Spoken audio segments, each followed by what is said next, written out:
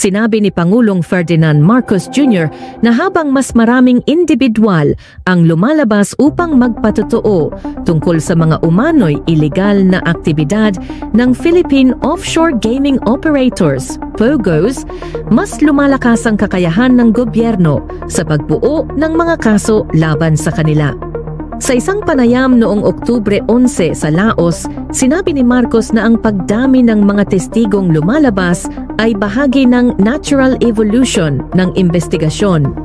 Binigyang diin ng Pangulo ang kahalagahan ng mga taong handang magbigay ng impormasyon na makakatulong sa paghahanap ng katotohanan.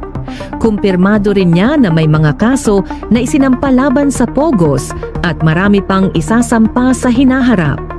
Subalit, nang tanungin tungkol sa isyu ng espiya ng China, tumanggi si Marcos na magbigay ng detalye na sinabing ang pagtalakay nito ay maaring makasama sa mga hakbang ng pamahalaan.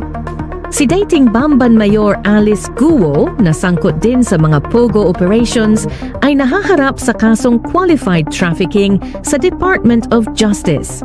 Naaresto si Guo sa Indonesia matapos niyang tangkaing tumakas mula sa Pilipinas. Noong Hulyo, iniutos ni Marcos ang pagsasara ng lahat ng POGO hubs kasabay ng investigasyon ng Senado at Kamara.